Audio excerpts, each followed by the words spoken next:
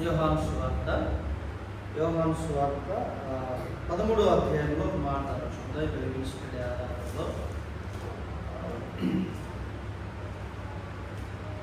Thank you Jesus. మొదటి నుంచి 2 వచనాలు చూద్దాము.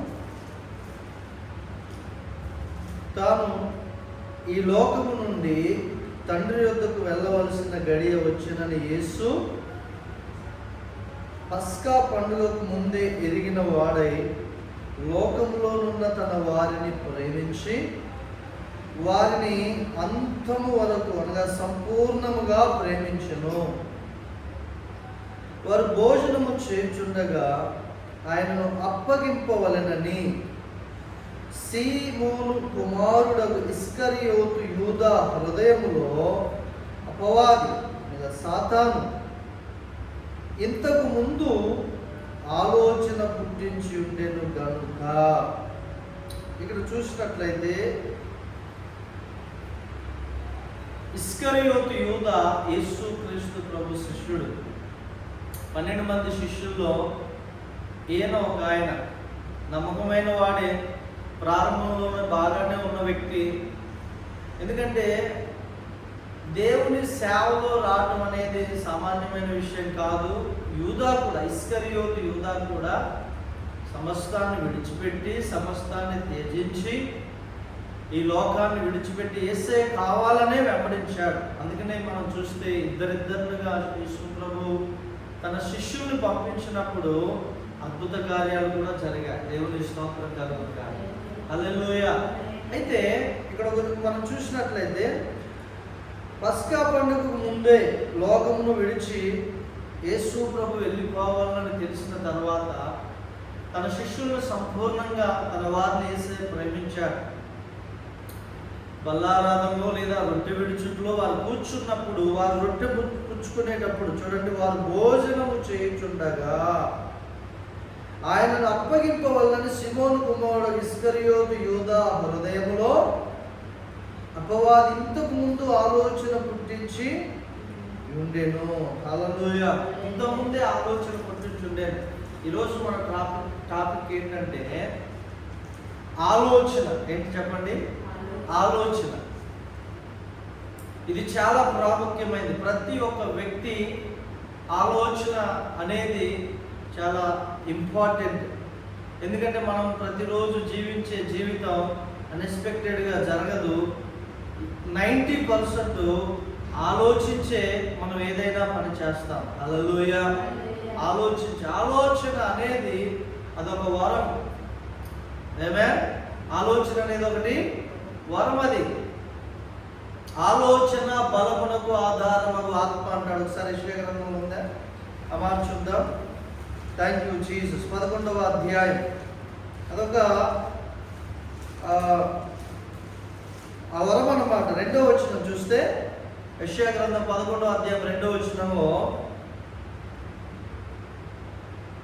యెహోవా ఆత్మ జ్ఞాన వివేకములకు ఆధారమగు ఆత్మ, ఆలోచన బలములకు ఆధారమగు ఆత్మ, తెలివిని యెహోవా యెడల భయభక్తులను పుట్టించు ఆత్మ అతని మీద నిలిచెను. ఏంటంటే ఆలోచన బలమునకు. ఆలోచన అనేది ఒక వరం, దేవుని వరం.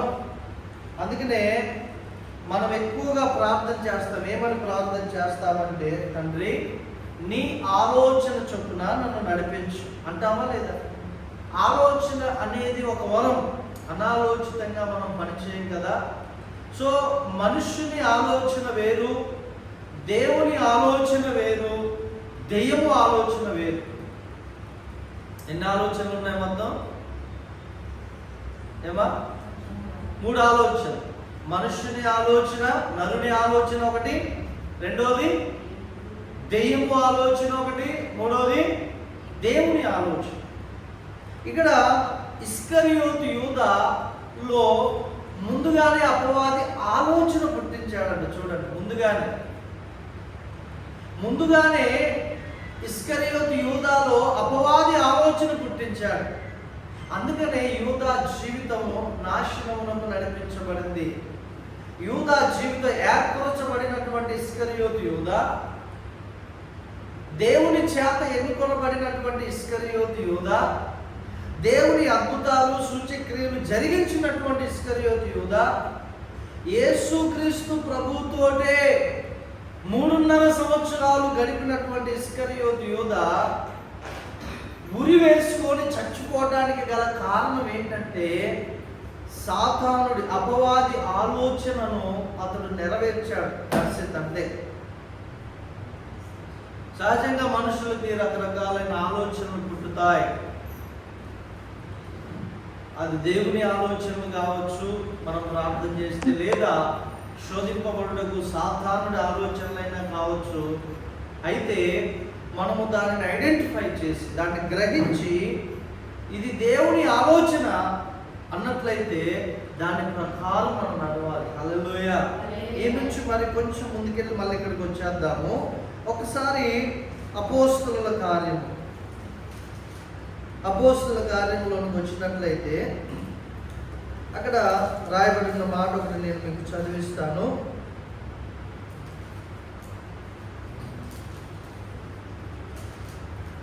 అపోస్తలుల కార్యములు, థ్యాంక్ యూ జీసస్,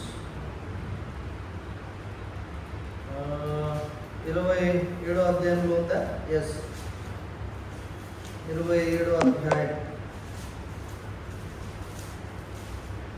27వ అధ్యాయం అమ్మ 10వ వచనం చదవండి. అపోస్తలుల కార్యములు 27వ అధ్యాయం 10వ వచనం.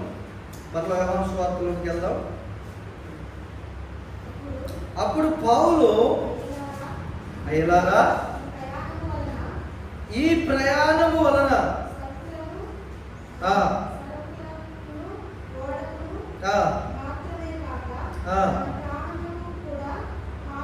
హానియు బహు నష్టమును కలుగునట్లు నాకు తోచుచున్నదని ఆయనలో ఆలోచన పుట్టుతుందంట. పౌల్లో ఏమని ఆలోచన పుట్టుతుందంటే, వీళ్ళు ఏమంటున్నారు, అయ్యా, థ్యాంక్ యూ లార్డ్, హల్లెలూయా.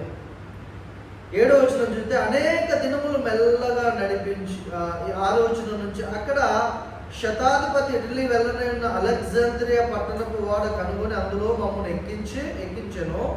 అనేక దినములు మెల్లగా నడిచి ఎంతో కష్టపడి క్నీదుకు ఎదురుగా వచ్చినప్పుడు గాలి మమ్మను పోనీయకున్నందున క్రేతు చాటున సల్మోనే ధరిని వాడ నడిపితిమి. బహు కష్టపడి దాన్ని దాటి మంచి రేవులు అని ఒక స్థలమునకు చేరితిమి. దాని దగ్గర లసయ్య పట్టణం ఉండెను. హల్లెలూయా, హల్లెలూయా, థ్యాంక్ యూ లార్డ్. కింద చూస్తే, చాలా కాలమైన తర్వాత ఉపవాస దినములు కూడా అప్పటికి గతించినందున ప్రయాణము చేయుట అపాయకరమై ఉండేను. అప్పుడు పౌలు, అయ్యలారా, ఈ ప్రయాణం వలన సరుకులకును వాడకును మాత్రమే గాక, అందరు చెప్పండి, మన ప్రాణములకు కూడా హానియు బహు నష్టమును కలుగునట్లు నాకు తోచుచున్నదని చెప్పి వారిని హెచ్చరించెను. అయినను, ఈ మాట జాగ్రత్తగా వినండి, పౌలుకి ఒక ఆలోచన తోచుతుంది. అయినా శతాధిపతి పౌలు చెప్పినది నమ్మక, నావికుడును ఓడ యజమానుడును చెప్పినదే నమ్మెను. మరియు శీతాకాలం గడుపుటకు ఆ రేవు అనుకూలమైనది కానందున అక్కడ నుండి బయలుదేరి ఆ యొక్క వేళ శక్యమైతే ఫీనిక్స్కు చేరి అక్కడ శీతాకాలం గడుపుకోవాలని ఎక్కువ మంది ఆలోచించారు. అయితే నైరుతి వాయువ్య దిక్కులు తట్టున క్రేతు రేవై ఉన్నది, మరియు దక్షిణపు గాలి మెల్లగా విసరుచుండగా వారు తమ ఆలోచన సమకూడినదని తలంచి లంగరెత్తి క్రేతు ధరిని వాడ నడిపించిరి. కొంచెము సేపు అయిన తర్వాత ఉరకు లోను అను పెనుగాలి క్రేతు మీద నుండి విసరేది. హల్లెలూయా. మీకు అర్థమైందా? అర్థం కాలేదు కదా? ఇప్పుడు పౌలు తనతో పాటు 276 మంది సైనికులు, అలాగే ప్రయాణస్తులు, వ్యాపారస్తులు ఇటలీ ప్రయాణం చేయవలనని వాడలో ఉన్నారండి. వారు వెళ్తూ ఉంటే కొంచెం కష్టంగానే కొంత దూరం ప్రయాణం సాగిన తర్వాత ఎక్కడికి వచ్చి ఆగారు? మంచిరేవులు అనే స్థలమునకు చేరి లసయ పట్టణం దాని దగ్గర ఆగి ఉన్నప్పుడు పౌలుకు ఒక ఆలోచన కలిగింది. ఏం ఆలోచన? దేవుడు ప్రేరేపిస్తున్నాడు పౌలుని. దేవుడు పౌలులో ఆలోచన పుట్టిస్తున్నాడు. ఏమనంట, ఎలాగా మనము ఈ ప్రయాణం వలన సరుకులకును ఓడకును మాత్రమే కాక మన ప్రాణములకు కూడా అపాయం ఉందంటగా నాకు తోచుచున్నది అన్నాడు. నాకు ఆలోచన పడుతుంది. కాబట్టి ఇటువైపు వద్దు, ఏది ఉత్తరం వైపు వద్దు, మనం వేరే దిశగా వెళ్దాం అన్నట్లుగా పౌలు చెప్తే ఈ శతాధిపతి ఏం చేశాడు తెలుసా? ఈ సైన్యాధిపతి, ఈ శతాధిపతి పౌలు చెప్పిన మాటలు వినకుండా ఓడ నావికుడు, ఓడ నడిపే డ్రైవర్ చెప్పిన మాటలు విని ఏమండి అలాగున ప్రయాణం చేస్తున్నారు. హల్లెలూయా, హల్లెలూయా. వారు బయలుదేరి ఫేలిక్స్నకు చేరి అక్కడ శీతాకాలం గడుపుకోవాలని ఫేలిక్స్ ప్రయాణం చేస్తుంటే ఈ లోపు ఏమైంది తెలుసా అంటే, జాగ్రత్తగా వినండి. పౌలు ఒక్కడే ఒకవైపు ఆలోచన కలిగి ఉన్నాడు. ఏమని? ఈ ప్రయాణం ఇటు సైడ్ వద్దు, మనకు ప్రమాదం ఉంది అని.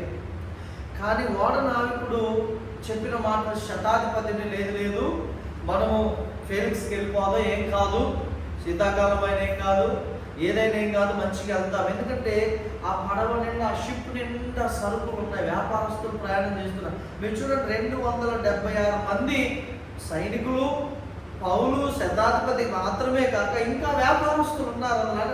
అది ఎంత పెద్ద షిప్ చూడండి. ఈ లోపుకి ఏమైంది తెలుసా? 12వ వచనము, మరియు శీతాకాలము 13వ వచనం, మరియు దక్షిణపు గాలి మెల్లగా విసరుచుండగా. అమ్మా 13వ వచనం ఏమంటుంది? అపోస్తల కార్యములు 27 అధ్యాయం 13లో దక్షిణపు గాలి మెల్లగా విసురుచుండగా వారు తమ ఆలోచన కూడినదని తలంచి లంగరెత్తి క్రేతు ధరిని వాడ నడిపించిరి. హల్లెలూయా. క్రేతు ధరిని ఏం చేశారు? ఎందుకు తమ ఆలోచన సమకూడిందని తలంచి లంగరెత్తారు చెప్పండి? దక్షిణపు గాలి చక్కగా కొడుతుంది, వీళ్ళు ఉత్తరం వైపు వెళ్ళాలి. ఇలా గాలి వస్తుంది చక్కగా. చూసారా? వారణావికుడు అన్నాడు, నేను చెప్పాను కానీ డిఎస్పి గారు, శతాధిపతి గారు, నేను చెప్పాను కదా, ఇదిగో చూడండి గాలి ఎలా వస్తుందో. ఆహా, వీళ్ళు ఏం చేశారు తెలుసా? మన ఆలోచన సమకూడింది. పాపం పౌలు కొంచెం నామోష్గా ఫీల్ అయి ఉంటాడు. అరే, నేను చెప్పినా వినట్లేదు, మరి దేవుడు నన్ను ప్రేరేపించాడు కదా, ఇదేంటి దక్షిణపు గాలి వస్తుంది, వీళ్ళందరూ మా ఆలోచన సమకూడింది చూసావా, అందరూ అనుకుంటున్నారు, ఓహో దక్షిణపు గాలి వస్తుంది, మనం ఇటే ప్రయాణం చేద్దాం కదండి. మన ఆలోచన సమకూడిన దాన్ని లంగరెత్తి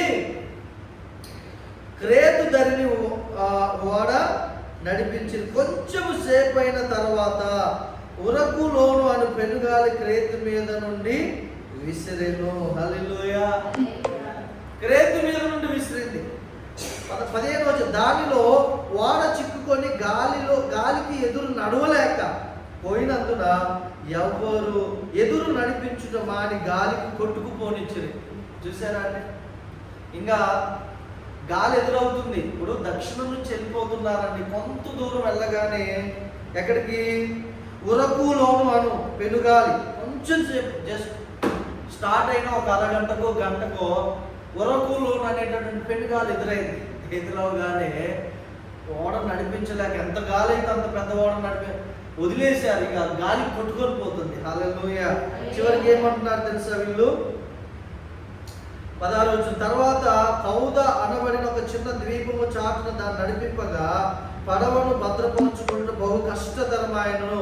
దానిని పైకెత్తి కట్టిన తర్వాత తాళ్ళు మొదలైనవి తీసుకొని ఓడ చుట్టూ బిగించి కట్టింది. మరియు సూర్తీసను ఇసుక తిప్ప మీద పడుదుమేమో అని భయపడి ఓడ చేపలు, ఎందుకు ఇసుక తిప్ప మీద పడ్డారనుకోండి, సపోజ్ అంత పెద్ద ఓడ పోయి ఆ గాలికి ఇసుక తిప్ప మీద పడ్డది అనుకోండి, ఒక 10-20 మీటర్లు ఇసుక ఎక్కింది అనుకోండి, అంత బరువు ఉన్నటువంటి ఓడ, అంతమంది జనాలు ఉన్నటువంటి ఓడ ఇసుక తిప్ప మీద ఎక్కితే దాన్ని మరలా ఇటు లాగాలంటే అందులో బరువు వస్తువులన్నీ పడేసి పెద్ద పెద్ద క్రేన్లు తీసుకొని వచ్చి మరలా దాన్ని నీటిలోకి తోయాలి. అవునా కాదా?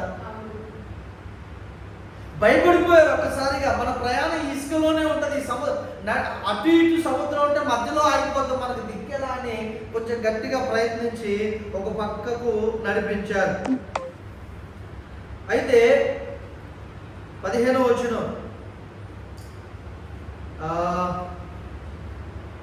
21వ వచనం చూద్దాం. చూడండి ఏమంటున్నారు పౌలు అంటే, కొన్ని దినములు సూర్యుడైనను నక్షత్రములైన కనబడక పెద్ద గాలి మా మీద కట్టినందున ప్రాణములతో తప్పించుకుందామని ఆశ బొత్తిగా పోయాను. వారు బహుకాలం భోజనం లేక ఉన్నందున, చాలా కాలం 14 రోజులు భోజనం లేదు. పౌలు వారి మధ్య నిలిచి, అయ్యలారా, చూస్తున్నారండి, పౌలు వారి మధ్యలో దాదాపుగా 300 మంది ఉండొచ్చు, ఎందుకంటే 276 మంది సైనికులే. అయితే వారి మధ్య నిలిచి పౌలు ఏమన్నాడంటే, అయ్యలారా, మీరు నా మాట విని క్రేతు నుండి బయలుదేరకయే ఉండవలసింది. అప్పుడు ఈ నష్టమును హానియు కలుగకపోవును. హల్లెలూయా, హల్లెలూయా. ఇప్పుడైనా ధైర్యం తెచ్చుకున్నాను, మిమ్మల్ని వేడుకొనుచున్నాను. ఓడకే గాని మీలో ఎవరి ప్రాణములకు హాని కలుగదు. నేను ఎవరి వాడను, ఎవరిని సేవించుచున్నానో ఆ దేవుని దూత గడిచిన రాత్రి నా యొద్ద నిలిచి, పౌలా, భయపడకుము, నీవు కైసరు ఎదుట నిలవలసినదని, ఇదిగో నీతో కూడా ఓడలో ప్రయాణం పోచున్న వారందరినీ దేవుడు నీకు అనుగ్రహించున్నాడని నాతో చెప్పాను. కాబట్టి అయ్యలారా, ధైర్యం తెచ్చుకుని నాతో దూత చెప్పిన ప్రకారం జరుగునని నేను దేవుడిని నమ్ముచున్నాను. అయినను మనము కొట్టుకొని ఏదో ఒక దీపము మీద పడవలసిందని చెప్పాను. హల్లెలూయా. చూసారండి, చివరికి పౌలే వచ్చి వారిని ధైర్యపరుస్తున్నాడు. ముందుగానే చెప్పాడు ఈ ప్రయాణం మంచిది కాదని, వినలేదు. నేనేమంటున్నానంటే, దేవుని ఆలోచన చొప్పున మనం నడిస్తే మొదట కొంచెం ఇబ్బంది ఉండొచ్చు, కానీ తర్వాత అది మనకు క్షేమాన్ని ఇస్తుంది. హల్లెలూయా. చివరికి ఏమైంది తెలుసా అండి, ఇందుకు వచ్చినట్లయితే thank you Lord, thank you Lord, thank you lord. ఏమైంది అక్కడ, అప్పుడు వారు ఏం చేశారంటే, వాడలో ఉన్నటువంటి అన్ని ప్రతిదీ పడేసేసారు. దేవుని స్తోత్రం, హల్లెలూయా. ఏం లేదు, మొత్తం పడేసేసారు. Thank you lord. ఇక్కడ చూడండి, హల్లెలూయా, లార్డ్, హల్లెలూయా. ఇక్కడ ఒక మాట 33 వచ్చిన, తెల్లవారుచుండగా పౌలు 14 దినముల నుండి మీరేమియో పుచ్చుకొన ఉపవాసముతో కనిపెట్టుకొని ఉన్నారు కనుక ఆహారం పుచ్చుకోవడానికి మిమ్మల్ని వేడుక, ఇది మీ ప్రాణ రక్షణకు సహాయం అవును. మీలో ఎవరి తల వెంట్రుకలు ఒక వెంట్రుకైనను నశింపదని చెప్పాను. ఆహారం పుచ్చుకొని అందరినీ ఈ మాటను చెప్పి ఒక రొట్టె పట్టుకొని అందరి ఎదుట దేవుడికి కృతజ్ఞతాస్తుతులు చెల్లించి దాన్ని విరిచి తినసాగిను. హల్లెలూయా. అప్పుడు అందరూ ధైర్యం తెచ్చుకొని ఆహారం పుచ్చుకుంటారు. వాడలో ఉన్న మేమందరము 276 వారు తిని తృప్తి పొందిన తర్వాత గోధుమలను 35వ వచనం సముద్రములో పారబోసి వాడ తేలిక చేశారు. అన్ని పారేసేసారు, వాడ తేలిక చేసేసారు. అలాగే ఆలోచన అనేది ఒక దేవుడు ఇచ్చేటటువంటి ఒక వరం. ఆ వరాన్ని మనం అప్లై చేసుకుంటున్నప్పుడు, లేదా దేవుని ఆలోచన చొప్పున మనం నడుచుకున్నప్పుడు అది మనకు క్షేమం కలుగుద్ది. హల్లెలూయా. దేవుని మాట ఏముంది, కీర్తన 1వ కీర్తనలో ఏముందండి, దుష్టుల ఆలోచన చొప్పున నడువక.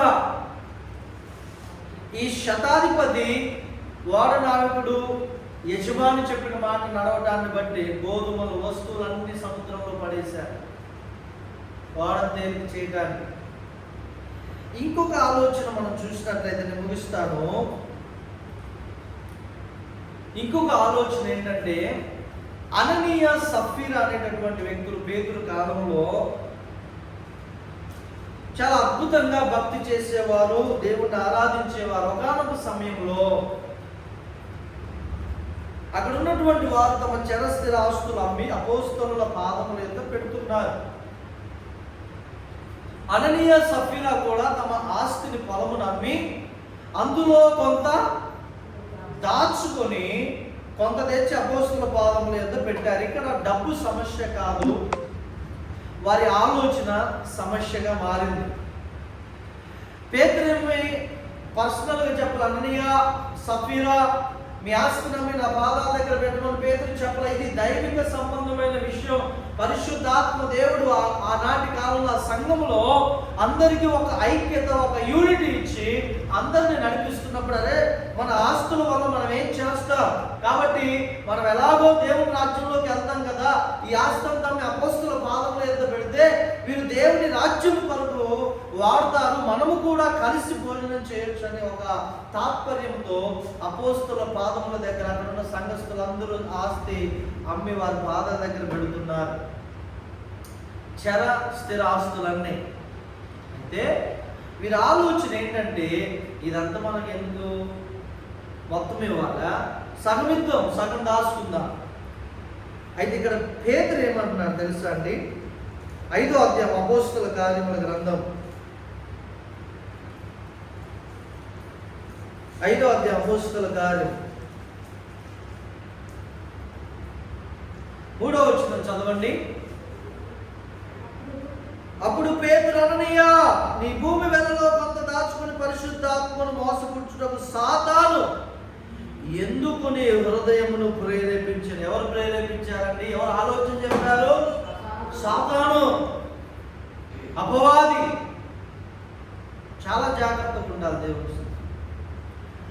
ఆలోచన అనేది చాలా మంది కుటుంబాల్లో ఒక ఆలోచనే కుటుంబ కలహాలకు దారితీస్తుంది. ఒకే ఒక ఆలోచన, ఒకే ఒక అనుమానం, ఒకే ఒక ఆలోచన, ఒకే ఒక తలంపు వారి బిడ్డల జీవితాన్ని నాశనం చేస్తుంది. వారి ఆలోచన, వారు తీసుకునే రాంగ్ డిసిషన్స్, తప్పుడు నిర్ణయాలు, తప్పుడు ఆలోచనలు వారి కుటుంబం మీద ఎంతో ప్రభావాన్ని చూపిస్తాయి, ఎంతో ప్రభావాన్ని చూపిస్తాయి. ఓ తల్లి అంటది, అయ్యో నేను ఆలోచించి నా ఆలోచన ప్రకారం నా కూతురు పెళ్లి చేసి ఇప్పుడు మేము నరకం అనుభవిస్తున్నాం పాస్టర్ గారు. ఒకే ఒక ఆలోచన, అది ఎవరో వ్యక్తులు అనుమానిస్తున్నారని, ఎవరో వ్యక్తులు మీ కూతురు ఇలాంటిదని నిందలేస్తున్నారని తొందరపడి నేను పెళ్లి చేస్తే ఇప్పుడు నా కూతురు నరకం అనుభవిస్తుంది. మనం తీసుకునే ఆలోచన సరైనదా కాదా అనేది దేవుని దగ్గర విచారణ చేసి దాన్ని అప్లై చేస్తే అది మనకు దీవెనకరంగా ఉంటుంది. హల్లెలూయా. అననీయ సఫీరా ఎందుకు సాతాను మీ హృదయములను ప్రేరేపించను?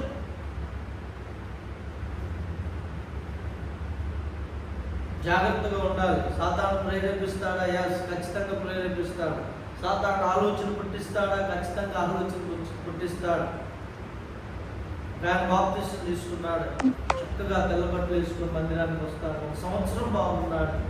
ఆ తర్వాత చెడ్డ స్నేహం, అంటే పాత స్నేహితులతో కలిసి 12 వెళ్ళి వచ్చేటప్పుడు మరలా వైన్ షాప్ అతని దగ్గర తీసుకెళ్తే నిక్కచ్చ కలిగి 1 గంట సేపు ఉన్నాడు. కానీ ఆ గంట తర్వాత సాతాను అతన్ని ప్రేరేపించింది, ఒక్కసారి కదా ఏం కాదు అన్నట్లుగా. అలా సాతాను ప్రేరేపణకు లోనే ఒక్కసారి తీసుకున్నాడు మందు. ఆ తర్వాత అతని ఆత్మీయ జీవితం పతనం అయిపోయింది కొన్ని నెలలు, సంవత్సరాలు. సాతానుడు ఆలోచనను మనం అరికట్టగలిగితే, నిగ్రహ శక్తి కలిగి ఉంటే దేవుడు మనల్ని హెచ్చిస్తాడు, దేవుడు మనల్ని కాపాడుతాడు. హల్లెలూయా. ఆలోచనకు తాము ఇవ్వకూడదండి. ఒకవేళ ఎన్నో ఆలోచనలు పుడతాయి, అవన్నీ నెరవేర్పులోనికి తీసుకురాకూడదు, అవన్నీ డిలీట్ చేయాలి, వాటిని తృణీకరించాలి. మీకు విషయం తెలుసా? అననీయ సఫీరా సాతాను వారికి హృదయంలో ప్రేరేపణిస్తే, ఆలోచన పుట్టిస్తే, ఆ ఆలోచన ఆ ప్రేరేపణ వాళ్ళు అమలు చేసి అక్కడికక్కడే సంఘం ఎదుగు చచ్చిపోయారు. సరే భర్త చనిపోయాడు కదా, వెనక నా భర్త రాలేడనో లేకపోతే ఎందుకో తర్వాత భార్య వచ్చేసింది. భార్య వచ్చి ఏమంటుంది తెలుసా? 7వ వచనం చూడండి. ఇంచుమించు 3 గంటల సేపటికి వారి భార్య జరిగినది ఎరుగక, అంటే తన భర్త చనిపోయిందని తెలియక లోపలికి వచ్చినప్పుడు పేతురు, మీరు ఆ భూమిని ఇంతకే అమ్మిదిరాని అని నాతో చెప్పమని ఆమెను అడిగాను. ఆ సప్పీలు అంటుంది, అందుకు ఆమె సప్పీలు అంటుంది, అవును ఎంతకే అని చెప్పినందుకు పేతురు, ప్రభు యొక్క ఆత్మను శోధించడం మీరెందుకు ఏకీభవించితిరి? ఇద్దరు భార్య భర్త ఏకీభవించు. ఒకవేళ భర్త తప్పు చేస్తే భార్య గద్దించాలని గుర్తుపెట్టుకోండి. ఒకవేళ భార్య ఏదైనా మిస్టేక్ చేస్తే భర్త గద్దించాలి, ఏకీభవించకూడదు. చాలా ప్రమాదంలో పడిపోతాయి కుటుంబాలు. ఒక తప్పు చేస్తున్నా, ఒక మోసం చేస్తున్నామని భర్త చేసినా భార్య దాన్ని సరిచేసేదిగా ఉండాలి, భార్య దాన్ని గద్దించేదిగా ఉండాలి. ఒక భార్య తప్పు చేసేటప్పుడు ఆలోచన కలిగి ఇలా చేద్దాం, ఇది మోసపూరితమైందో పర్లేదు, మనకు లాభం వస్తుందంటే భర్త భార్యను గద్దించాలి. కానీ ఇక్కడ అది జరగల. అననీయ సప్పీరా వీరిద్దరూ ఏకీభవించారు దేవుని ఆత్మను శోధించడానికి. అందుకనే ఇద్దరు చనిపోయారు. ఇంకొక మాట చెప్తారు, దావీదు మంచి రాజు, ఆరాధికుడు, దేవుణ్ణి మహిమపరిచేవాడు. కానీ తన రాజ్యంలో స్థిరపడిన తర్వాత అపవాది దావీదు హృదయంలో ఒక ఆలోచన పుట్టించాడు, ఒక తలంపు పుట్టించాడు. ఏంటంటే ఇశ్రాయేలులో ఉన్న ప్రజల్ని లెక్కించమని. చూడండి ఒకసారి సమూయేలు 2వ గ్రంథం, సమూయేలు 2వ గ్రంథం 24వ అధ్యాయం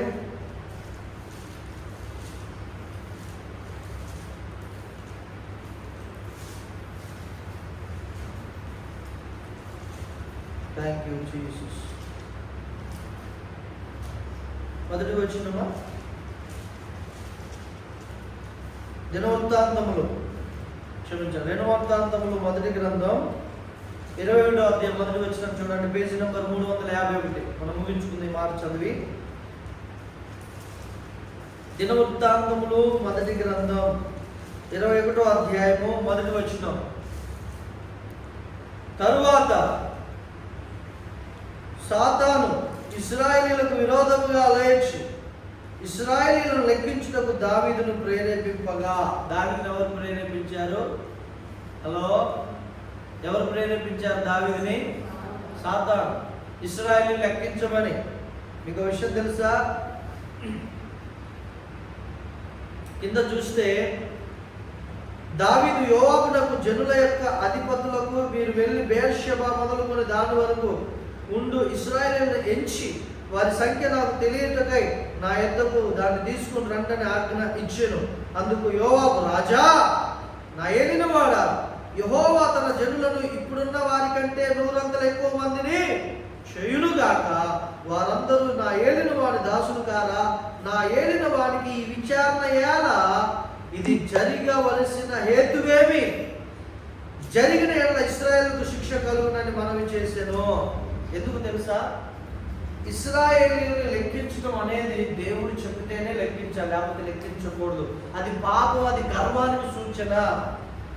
దావీదు గర్విస్తున్నాడు, దావీదు అతిశయపడుతున్నాడు. సాతాను ప్రేరేపణకు లోబడి దావీదు ఇశ్రాయేలీయులను బెయేర్షెబా మొదలుకొని దాని వరకు లెక్కించమంటున్నాడు. రోజు నెహెమ్యాకు దేవుడు చెప్పాడు, జనులను లెక్కించమని, జనసంఖ్య చేయమని దేవుడు నాతో చెప్పగా అంటాడు. దేవుడు నన్ను ప్రేరేపించగా. అందుకే దేవుడు ఎప్పుడు కూడా మనకు కలిగిన బలగాన్ని బట్టి కానీ, మనకు కలిగిన ఆస్తిని బట్టి కానీ, మనకు కలిగినటువంటి సపోర్ట్ని బట్టి కానీ మనం ఎప్పుడు ఆలోచిస్తూ మనం దాన్ని బట్టి అతిశయపడకూడదు. అది పాపం, అది గర్వానికి దారితీస్తుంది. దావీదు 1వ వచనం చదవండి. 1వ వచనం. తరువాత ఏమో మీరు తీయలేదా? వచ్చిన అధ్యాయం వచ్చిన తీయలేదా? ఎన్నో అధ్యాయం చదవండి. దినవృత్తాంతంలో 1వ అధ్యాయం 1 దినవృత్తాంతం 20వ అధ్యాయం 1వ వచనం ఏముంది?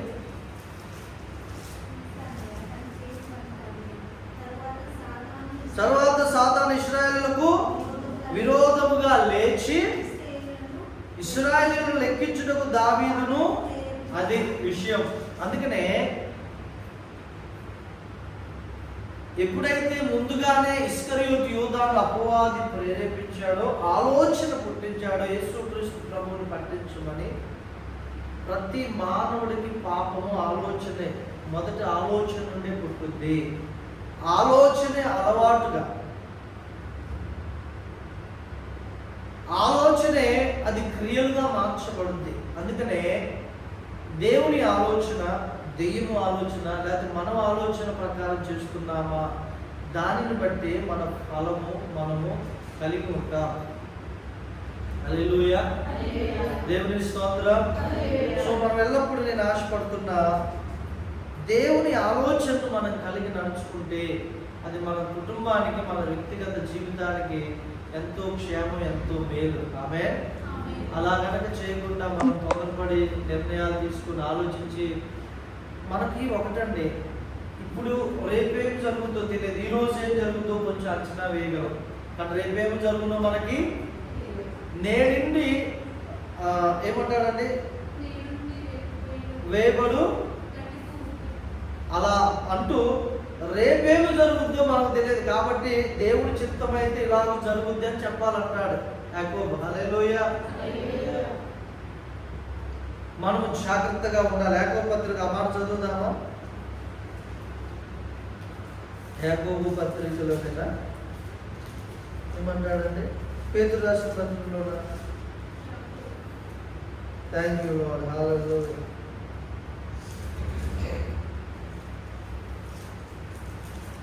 Thank you Lord. హల్లెలూయా. చదవండి.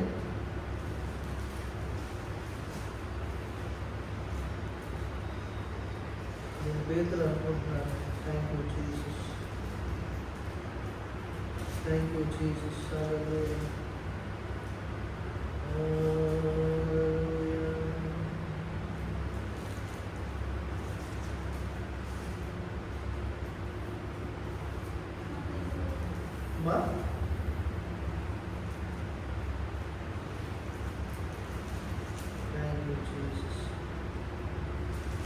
వారు